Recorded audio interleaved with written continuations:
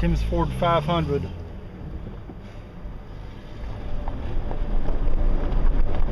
Tell you what, when that clock hits 3:30, people will run out of here like roaches when the lights turn on. The camera strap is hanging. I don't like that. Hold on a second. Here, I'll get it out of the way as best I can. Facebook, YouTube, how y'all doing? Let's get some air conditioning going. It's kind of warm in here.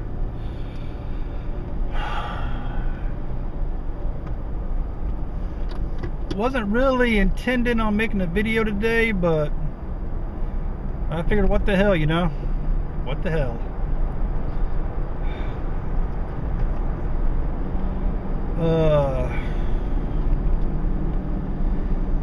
Kind of liking the idea of being able to make videos from my vehicle in the driver's seat, as I call it, basically. And first of all, if you've been to my channel here recently, let me explain something. Google Plus has somehow taken over my account of YouTube, so the Sonic Carnage ain't, the name's not even on my page no more. It's my real name. But that pisses me off to no extent, because I like a little bit of anonymity when I do my videos. But hell, if I'm gonna do these videos, and I don't care if my name's on there or not, hell, you let people know who I am. I don't give a shit.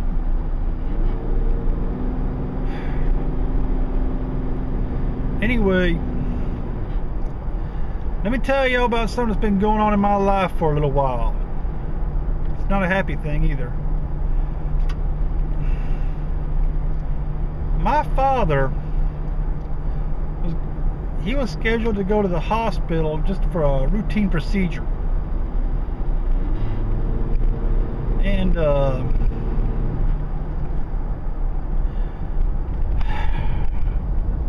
everybody was telling me how common the procedure was, nothing to worry about, yada yada, all that heavy bullshit.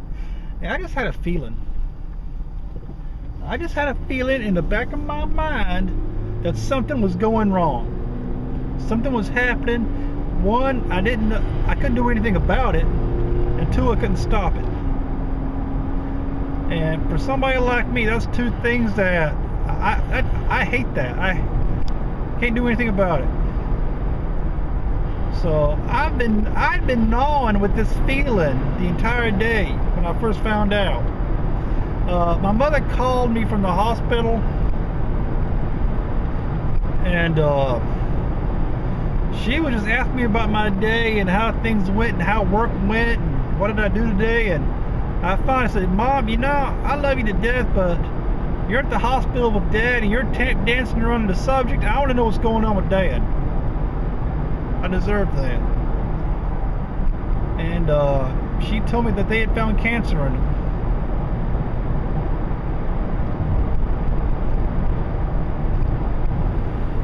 And it just, that feeling in my head just, you know that feeling you get when you assume something, you think something's going to happen, you don't know what it is, and when it finally happens, you have that feeling that, I don't know what you call it, but anyway, I kind of went off the deep end there for a little while when I first found out. And I finished the phone call with my mother. I said, okay, listen, we're all tore up about this. Let's do what we always do. Let's make the best out of a bad situation, and let's see exactly what it is we're dealing with before anybody really loses their mind.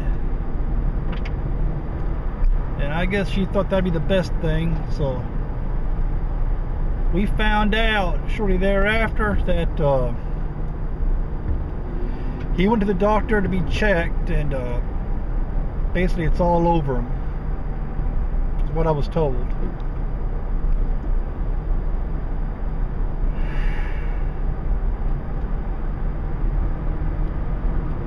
And the hardest thing about it, really, and the strangest thing for me about this that I've noticed, for the longest time, I wouldn't accept it.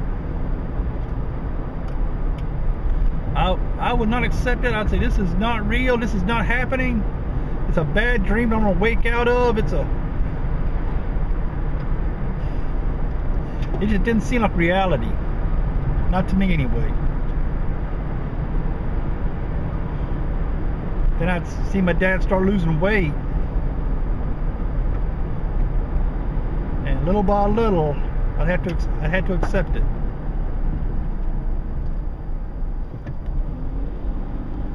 That flag man had to stay there all day to learn how to do that job.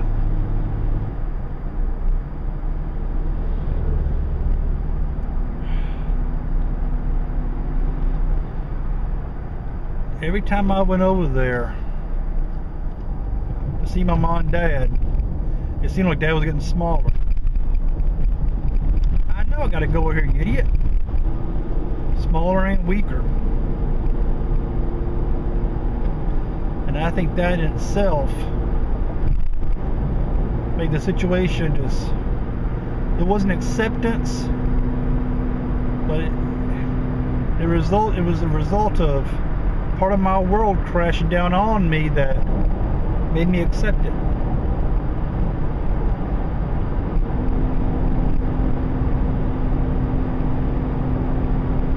So I don't know why the Lord would let cancer exist.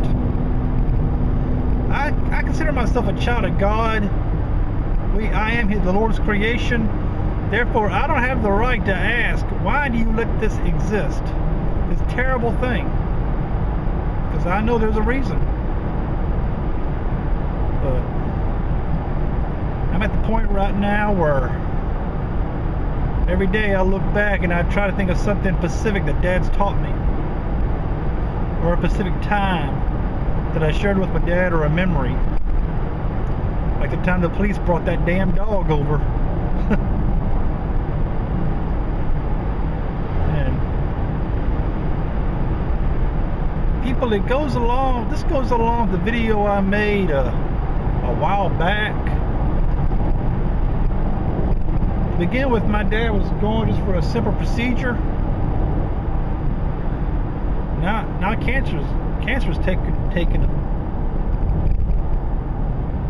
And I know, and eventually my dad would go see the Lord. I walk the streets of heaven, but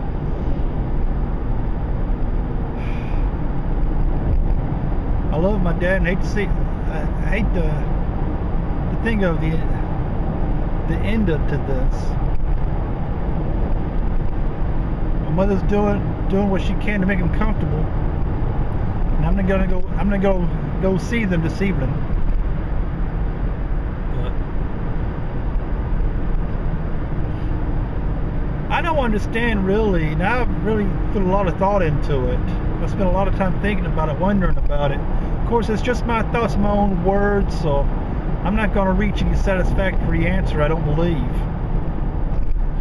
But after seeing newborn children, sunrises, sunsets, hearing music,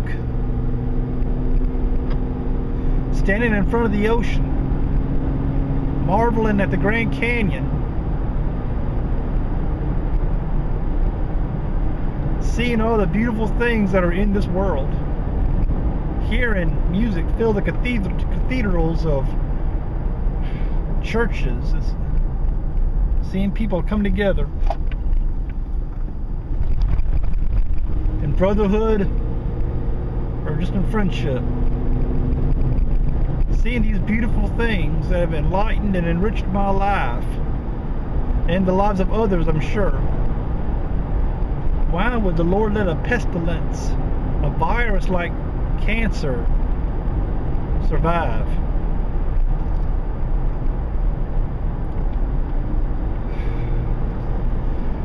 Guys, look, I'm sorry, this is not what my videos are usually about.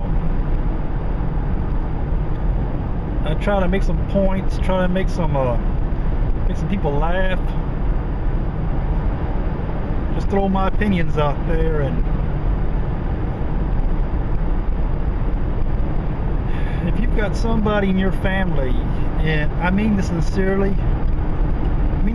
from the bottom of my heart, if you've got somebody in your family that is causing stress or hardship in your life, or if the two of you are at odds, bickering, arguing, whatever you want to call it, it's not going to kill you to be the bigger person and swallow some crow and call that person, send them an email. No, I don't send them an email, that's someone impersonal, but it's not going to kill you to be the bigger person and go up to that person and knock on their door and say, damn it, I love you. I want you in my life. Hey. My dad and I are a perfect example, because we haven't seen eye to eye on so many things. But growing up, I remember my mother telling us that the reason y'all two don't get along is because you're just like each other. I didn't want to acknowledge that at the time while I was growing up. But now that I'm a grown man and I have grown man thoughts, I believe I am, and I believe I'm better off for it. Some things I'll do differently, some things I'll do the same, and hope for the best.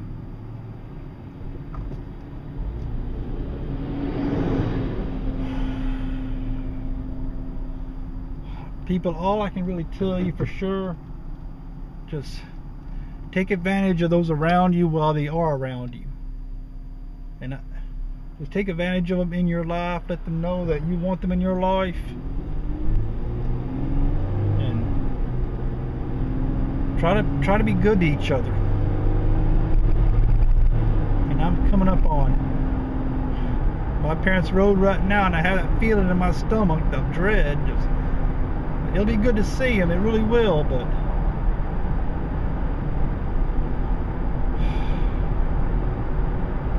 it kills me to see my father like this. It really does.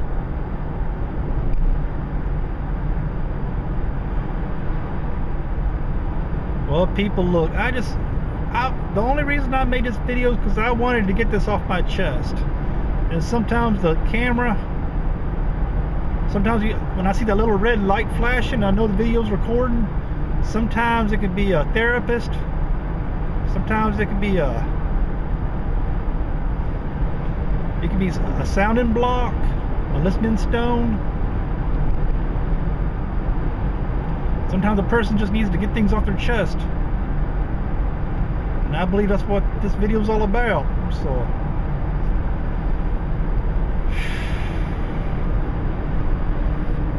just letting y'all know about something that's going on in my life. And subscribers and viewers, I love you guys, I really do. I think of you guys as family. If you've taken the time to subscribe to my channel, I really appreciate it. To all my Facebook family, guys, I love you, I really do. There is one particular person I have on Facebook, and she and I have been in a debate here the past few days, but that's a whole other video entirely. But sweetheart, if you're watching, I want you to know that I love you to death. I really do. And I hope none of our debates get you upset. But I just thought I'd throw that out there. Okay, guys, well, that's it for me today, I guess. I might make another video later today, I don't know. Okay, guys, and until next time, be good to each other. Be good to yourself. Okay, God bless you. God bless America. And we'll talk to y'all next time.